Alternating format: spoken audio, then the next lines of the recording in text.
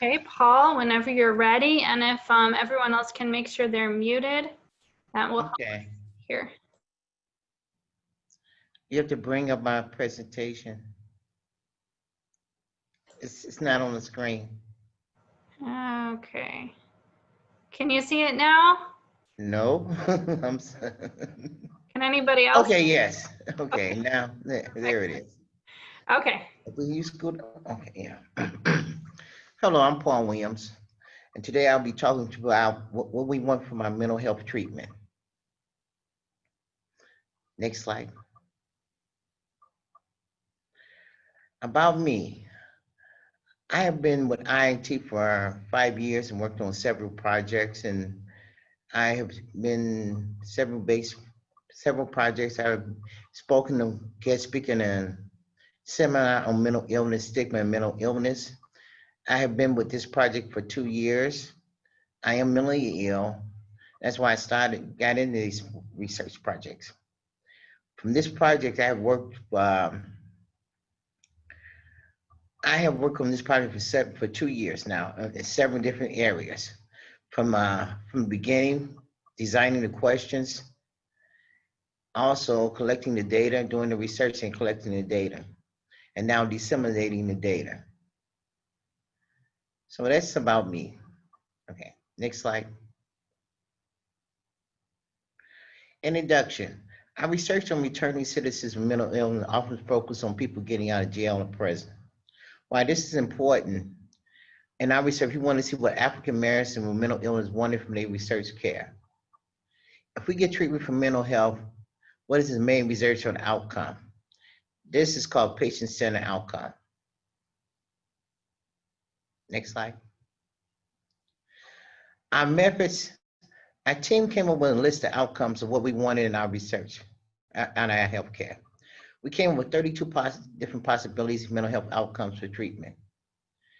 We asked our live participant panel anything did we miss anything? We came up with 6 more. We asked our panel of 50 lived experience experts to rate each of these outcomes. What was important to them? Next slide. Questions. I scale, if you're being treated for mental illness, how important is our outcomes of each of the following results or outcomes to you? We use a scale from 1 to 10, 1 being least important, 10 being most important. Our results from a panel of 50 lived experienced people. First on the list was stable housing. It came back with an average of 9.4 for 3, a standard deviation of 1.9. Why this is important, me myself, I thought that was most important myself too, because without stable housing, you cannot do anything. Pretty much like that's the foundation of what you do. Thinking in a more positive way, you can only do that from getting housing and everything. That came up in second at 9.7. Being able to have a job, which is great, I have to, about this having a job. It's a funny thing that, to me, it's like it's most important. My life revolves around my job here. But one of my interviews, it's like once you're mentally ill, it's hard to get a job. Most employees would just, my first interview here at IIT, in the interview room, I was asked for how long I was hospitalized. So I told them over 20 years. Thinking that was the end of the interview and I would not get the job, they turned around and told me, well, this is what we want. We want somebody with experience like you. Which was, okay. And coming in, now, this is just the top 10 on the list. Next slide.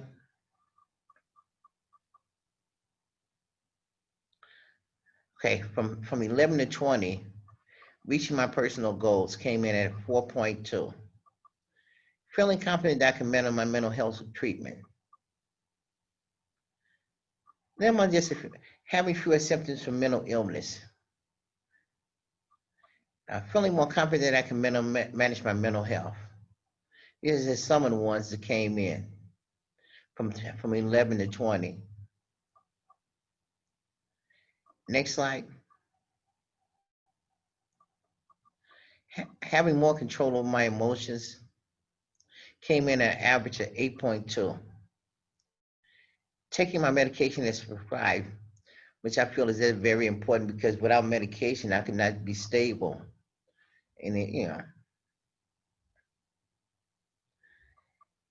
next slide.